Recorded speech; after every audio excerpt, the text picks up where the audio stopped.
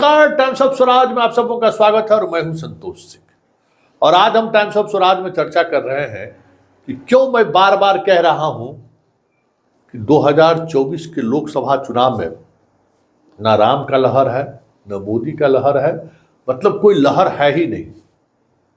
इसकी वजह है आज अमित शाह का पहला चुनावी भाषण था, वो भी औरंगाबाद और गया के बॉर्डर पर। 21 मिनट का उनका भाषण रहा और उस भाषण के दौरान हर ऐसे मुद्दों पर उन्होंने जमकर बोला जिस मुद्दों के सहारे 2014 और 2019 वो जीते। लेकिन इस बार मौजूद हजारों की संख्या में भाजपा कार्यकर्ता उस तरीके का रिस्पॉन्स देते हुए नहीं दिखे जिस तरीके का रिस्पॉन्स 2014 और 19 में देखने को मिला था। जरा देखिए, मोदी को तीसरी बार देश का प्रधानमंत्री बनाना है और इसको लेकर जो घोषणा या जो वादा वो कर रहे थे, उस दौरान सभा में मौजूद भाजपा के कार्यकर्ता किस तरीके से खामोश थे, जरा ये भी देखिए और सुनिए मोदी तीसरी बार प्रधानमंत्री क्यों बनना है, जरूरी है, उस पर वो क्या कह रहे हैं। पूरा एनडीए का कुनबा यहाँ बैठा है, कुशवाहा जी बैठे हैं, मांझी जी बैठे हैं, पशुपति पारस जी बैठे हैं, भाजपा के नेता बैठे हैं। एक बार मोदी जी को 400 पार करा दो, मैं आपको वादा करता हूं कि मोदी जी ने जो कहा है कि इस देश का अर्थतंत्र दुनिया में तीसरे नंबर पर पहुंचेगा, वो वादा मोदी जी का सच हो जाएगा। भाई और बहनों, मोदी जी को तीसरी बार प्रधानमंत्री बनाने का मतलब है हमारे अर्थतंत्र को संसार में तीसरे नंबर का अर्थतंत्र बनाना। मोदी जी को प्रधानमंत्री तीसरी बार बनाने का मतलब है चंद्रयान, मंगलयान और आदित्ययान तीनों की सफलता दर्ज करना। और मोदी जी को तीसरी बार प्रधानमंत्री बनाने का मतलब है कश्मीर, नॉर्थ ईस्ट और पूरे वामपंथी उग्रवादी क्षेत्र से वामपंथी उग्रवाद का सफाया कर देना। भाई और बहनों, मैं आज आप सभी को पहले पूछना चाहता हूं, अयोध्या में राम मंदिर बनना चाहिए था या नहीं बनना चाहिए था? जरा जोर से बोलो, बनना चाहिए था या नहीं बनना चाहिए था? 75 साल तक एक गठबंधन की पार्टियां, कांग्रेस पार्टी, लालू प्रसाद यादव राम मंदिर को लटकाते रहे, भटकाते रहे, अटकाते रहे। आपने मोदी जी को दूसरी बार प्रधानमंत्री बनाया।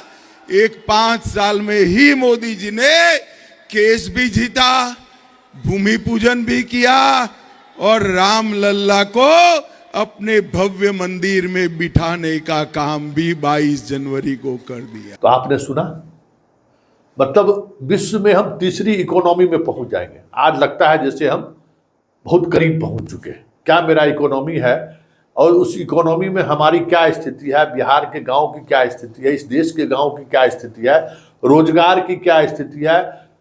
लोग खुद डाटा कह रहा है कि अब जरा सुनिए कि औरंगाबाद के लिए उन्होंने क्या क्या किया है, या जो बातें वो बता रहे हैं, हैरान रह जाएंगे सुनकर आप भी। तो पहला जरा सुनिए कि औरंगाबाद को लेकर वो क्या कह रहे हैं और किस तरीके से कह रहे हैं कि 5000 डाकघर। अरे बाबा रे बाबा, ऐसा भी हुआ है क्या? मतलब एक सीमा होता है ना बोलने का। 5000 एक जिले में डाकघर, पता नहीं कहां से इनको कौन आंकड़ा दिया, लेकिन क्या क्या किए हैं, मोबाइल के टावर से लेके क्या क्या काम किए। इसलिए तो जनता साथ नहीं है, ताली नहीं बजा रहा है। जरा ये भी सुन लीजिए।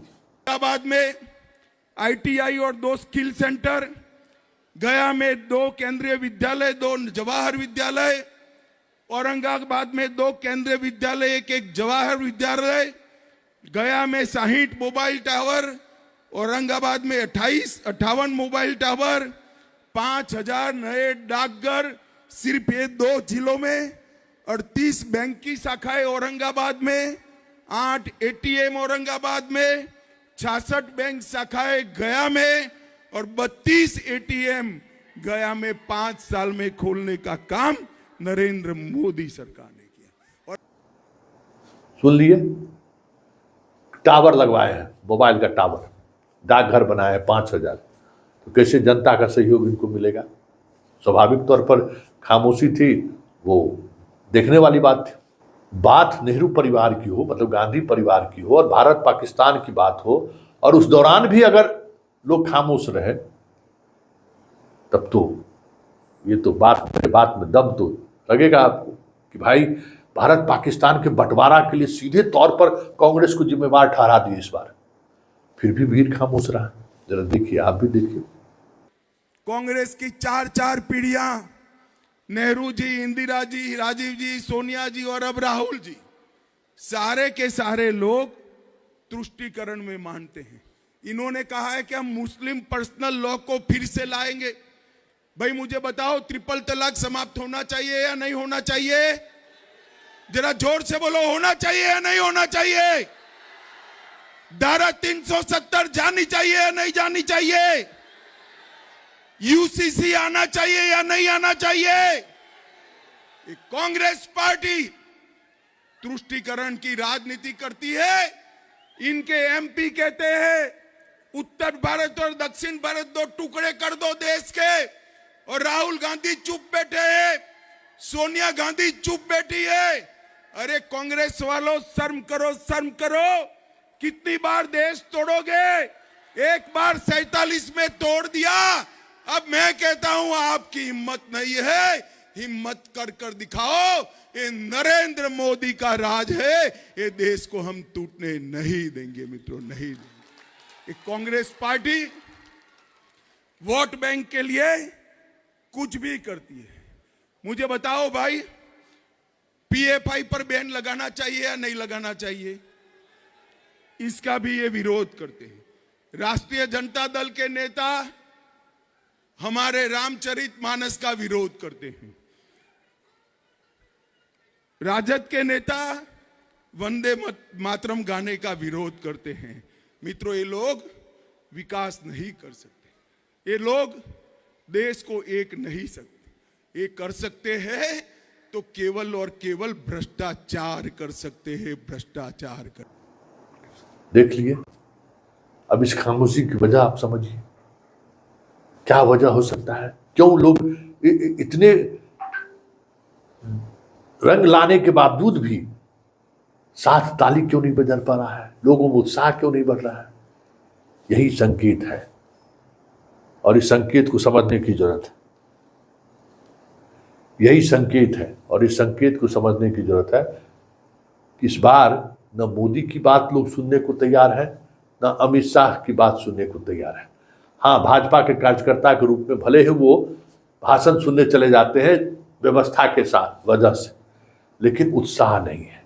अब इसका रिजल्ट पर कितना प्रभाव पड़ेगा, वोटिंग परसेंटेज पर कितना प्रभाव पड़ेगा, ये तो फर्स्ट फेज के इलेक्शन के बाद समझ में आएगा। लेकिन इतना तय है कि अगर लहर नहीं है तो फिर जनता अगर अपने अनुसार कुछ तय करने का मन बना लिया है, तो फिर ऊंट किस करवट बैठेगा कहना मुश्किल है।